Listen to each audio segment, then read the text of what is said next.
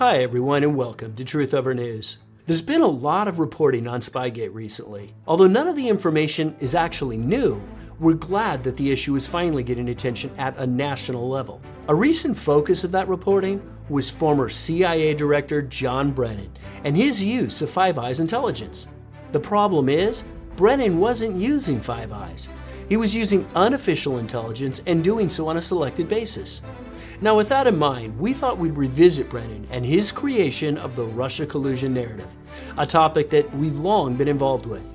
No other official in government had such a large hand in establishing and promoting the Russia-Collusion hoax than Brennan, who admitted that he made sure that anything involving the individuals involved in the Trump campaign was shared with the FBI.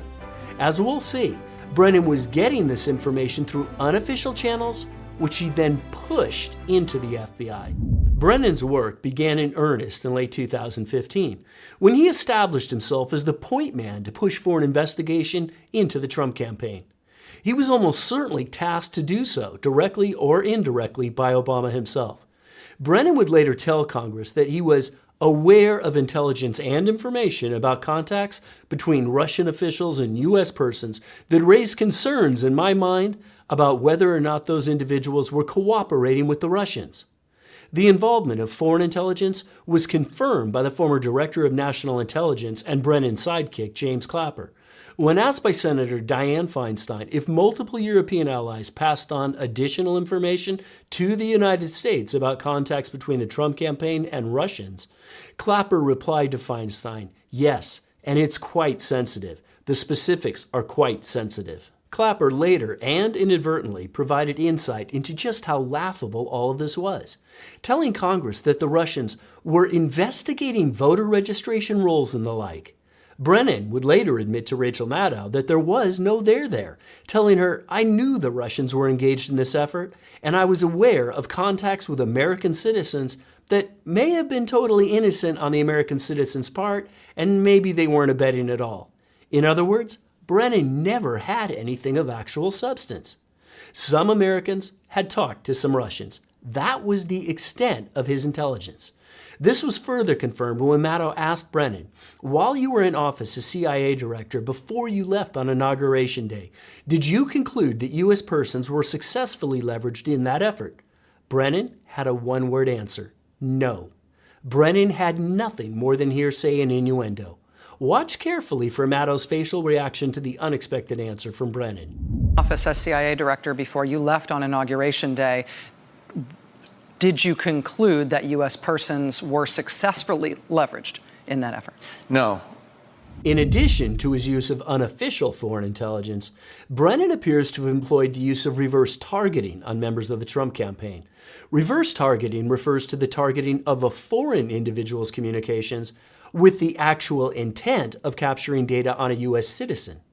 During that same October 17, 2018 interview, Brennan alluded to its use, saying, "Anytime we would incidentally collect information on a U.S. person, we would hand that over to the FBI because they have the legal authority to do it. We would not pursue that type of investigation or leads. We would give it to the FBI. So we were picking up things that were of great relevance to the FBI, and we wanted to make sure that they could piece it together with whatever they were collecting domestically here." Brennan likely got his initial information from Britain's Government Communications Headquarters, or GCHQ. It was reported that GCHQ first became aware in late 2015 of so-called suspicious interactions between figures connected to Trump and known or suspected Russian agents.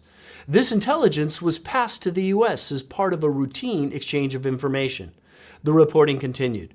Over the next 6 months and until summer 2016, a number of Western agencies shared further information on contacts between Trump's inner circle and Russians. It all sounds very dramatic, but in reality, it was nothing more than fabricated surveillance of certain members of the Trump campaign by foreign IC elements, who transmitted the information through unofficial channels to Brennan, who was literally creating the Russia-Collusion narrative as he went along. Sometime during the summer of 2016, Robert Hannigan, the head of the UK's GCHQ, traveled to Washington to meet with Brennan privately. But here's the thing. Hannigan's normal U.S. counterpart wasn't Brennan. It was NSA Director Mike Rogers. In other words, the secret meeting between the two men was both unofficial and quite unusual. Hannigan would abruptly announce his retirement 6 months later on January 23, 2017.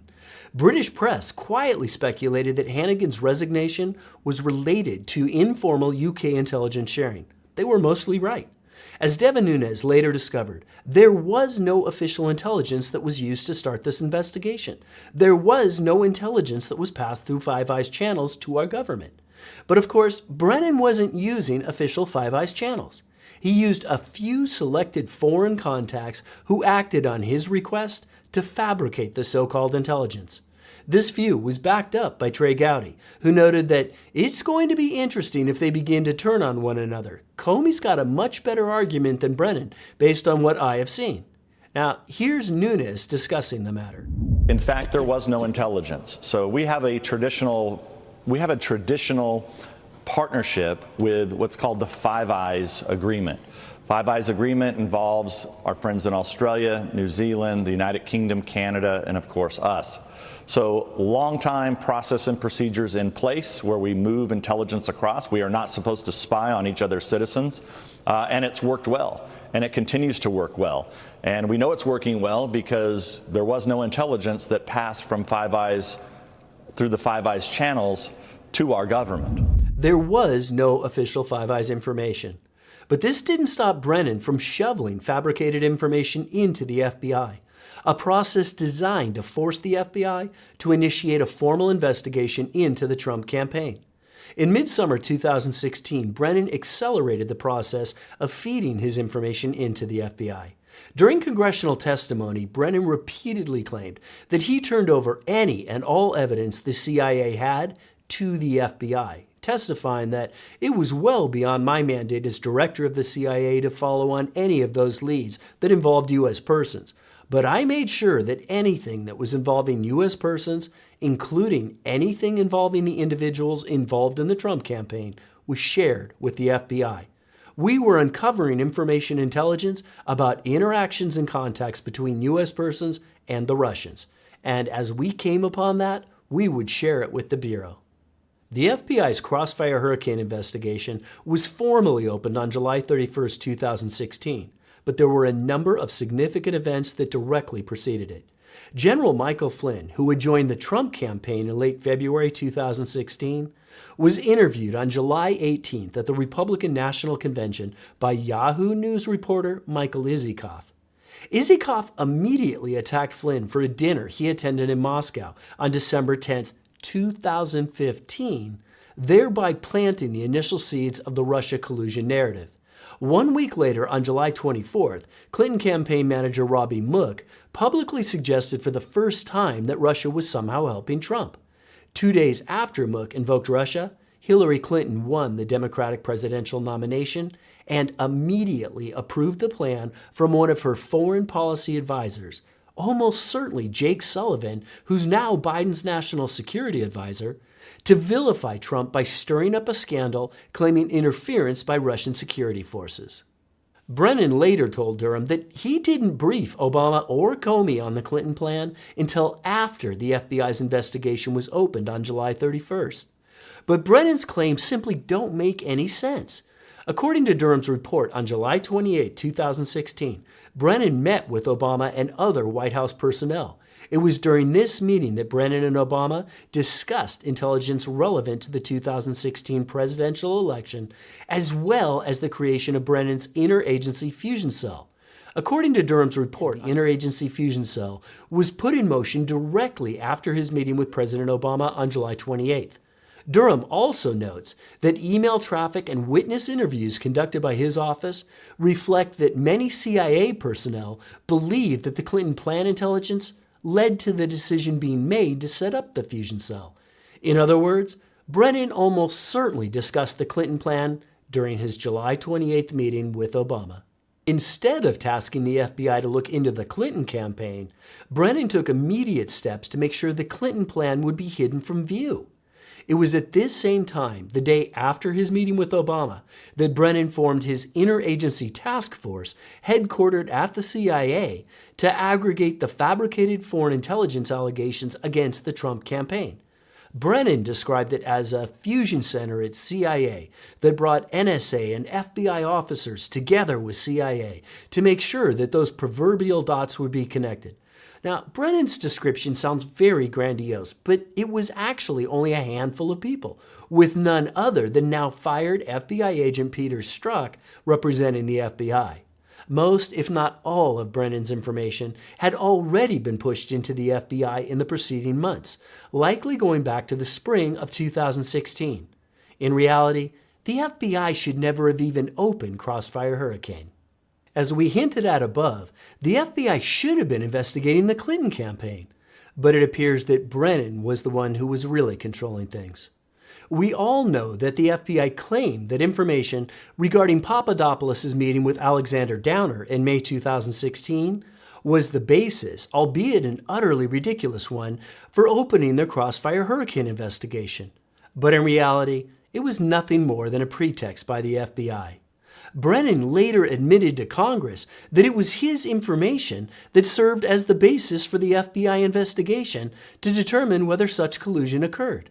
Now, at this point, Comey had to be somewhat concerned that he was suddenly becoming the face of the investigation into Trump, an investigation that he only opened after insistent pushing from Brennan. What happened next was telling. While Comey stayed completely quiet, Brennan got very busy and began making a lot of noise. Brennan followed up his briefing to Obama by suddenly issuing a warning to Russia's FSB head Alexander Bortnikov on August 4, 2016, not to engage in U.S. election interference. Following his formal warning to Russia, which was instant headline news, Brennan then set about spreading his narrative of Russian interference to Congress. Brennan has testified that he briefed the Congressional Gang of Eight over a period of several weeks in August and September 2016. Brennan has also testified that during his congressional briefings, he specifically told each congressional member that Russia's goals were to undermine public faith in the U.S. democratic process, denigrate Secretary Clinton and harm her electability and potential presidency, and to help President Trump's election chances. Brennan's claim about Clinton was disproven 4 years ago when it was reported that House Intelligence Committee staff found that Brennan suppressed high-quality intelligence, suggesting that Putin actually wanted the more predictable and malleable Clinton to win the 2016 election. Brennan's briefing to Harry Reid differed materially from the briefing Brennan gave to other members of Congress, including Devin Nunes, who was chairman of the House Intelligence Committee at the time, and it included an overview of Steele's dossier. Shortly after meeting with Brennan, Reid sent a blistering public letter to Comey on August 27th, which claimed Russia was interfering in our election. Reid's letter pushed the false narrative that Trump campaign had ties to Russia and included an early reference to Trump advisor Carter Page. Reid demanded that these allegations be thoroughly and publicly investigated by the FBI. House Democrats followed up 3 days later asking Comey to investigate Trump-Russia collusion in the context of DNC hacking. The Democrats' letter noted that serious questions have been raised about overt and covert actions by Trump campaign officials on behalf of Russian interests. It was here, at Brennan's urging, that the intelligence community began their efforts to formally establish that Russia was interfering in our election. On October 7, 2016, the intelligence community suddenly issued a joint statement that claimed, without any real evidence, that they were confident Russia directed the recent compromises of emails, including from U.S. political organizations. Brennan was formally and very conveniently blaming Russia for the DNC hack. Brennan's actions to firmly establish a narrative of Russian interference would become even more significant as he was about to embark on his creation of the Intelligence Community Assessment, or ICA, an insurance policy that would be used in the unlikely event that Trump won, an insurance policy which alleged that Russian interference in our election allowed Donald Trump to become president. Brennan's Intelligence Community Assessment would become the cornerstone of the false allegation that Trump had colluded with Russia. Under Brennan's lead, the intelligence community began to craft a threadbare assessment, alleging that Putin had orchestrated Trump's election and that Trump was colluding with Russia. The assessment, which was officially commissioned by Obama in December after the 2016 election, but had almost certainly begun earlier, was completed by early January 2017. For good measure, a 2-page summary of the Steele dossier was also attached to the final version of the ICA. The sole purpose of that assessment was to hang the specter of Russia collusion around Trump's neck. It worked. That fabricated narrative hampered Trump's presidency for the next 2.5 years, and it was done with the help of a willing and complicit media, along with the tireless work of Obama's CIA Director, John Brennan. Thanks for joining us on today's episode of Truth Over News.